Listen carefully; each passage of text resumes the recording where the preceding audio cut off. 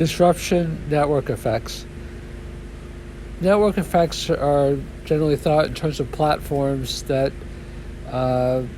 each network is, I don't know the exact formula, but worth the square, the square of the members determines the value of the network, I believe. Basically, the principle is that networks become much more powerful as they become larger, exponentially more powerful. But network effects can be thought of at least in two other very powerful ways in addition to platforms. Obviously, in platforms, you have like Facebook, the network effects. I mean, you have 2.6 billion people. Basically, network effects for platforms means that, it's a valuable entity, when you have a critical mass of people that use it regularly. So one other aspect of network effects that is disruptive is informational networks. So if you have informational networks, whether it be big data, whether it be news, whether it be social media, because there's a lot of different kind of informational networks that could be powerful,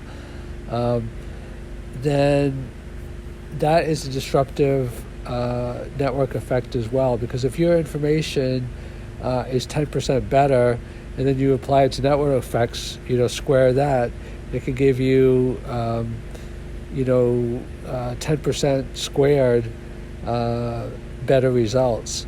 So it's not just that you have to build platforms, it's also that you have to develop informational systems that get you better information, faster information, more comprehensive information. So, for example, myself, just like Amazon, creates the Amazon Web Services for their own business and then sells it to others. And now it creates artificial intelligence to improve its own processes, which I'm sure eventually it will sell to others as well. Our offerings are informational and AI-based that we use for our own needs, that developed into our proprietary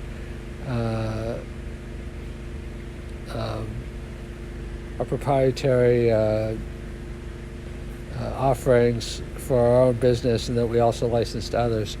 So this informational can not only be company-wide, it can be personalized as well. Like, for example, myself, I use a host of things, including Google Alerts, Twitter lists, and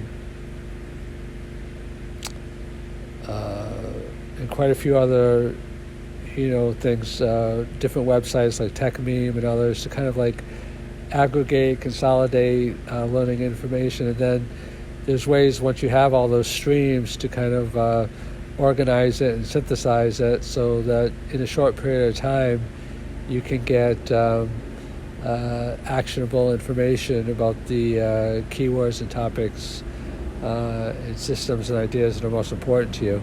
So disruption networks applied to information is one important thing. The second is disruption network effects as applies to people. So you've heard the old expression, it's not what you know, it's who you know. The first, in terms of informational, is what you know. So both are critically important, both what you know and who you know, because they're directly related. Like, you may remember the famous quiz show, Who Wants to Be a Millionaire? And it was a lifeline. So if you didn't know the answer, you could call someone that was more likely to know the answer, or you could poll the audience. So who you know is extremely important in terms of network effects, because someone famous, I think it might have been Rockefeller or one of those tycoons, they said, how do you know so much to run a business? He says, I don't need to know anything. I just need to have the people hired that know.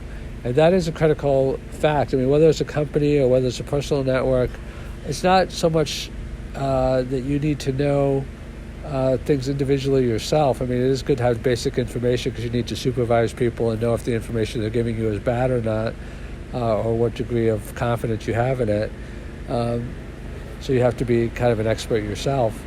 But the level of your disruption network effects is going to be based upon the sophistication, comprehensiveness, abilities to successfully utilize and implement the network that you have. So, for example, in school they teach you how to be a good employee by showing up to work on time, memorization, learning certain facts, compliance. School is a lot about compliance, taking tests, turning in assignments on time, asking permission when you're a little kid to go to the bathroom. But when you're an entrepreneur, you can't just rely on your own individual efforts and compliance. You have to think outside the box and work in teams. In school, you can't really work in teams for the most part.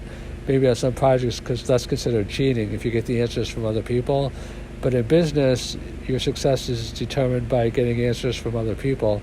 That's called a team. Like you have your lawyers, your accountants, your employees, your CFO, your whatever type of business you're in, the types of employees that you have. So the network effect, the second kind of disruptive network effect, is your network of people that you have and what kind of access you have to them, what level of information they have relative to what you're doing, and how actionable and integrated it can be.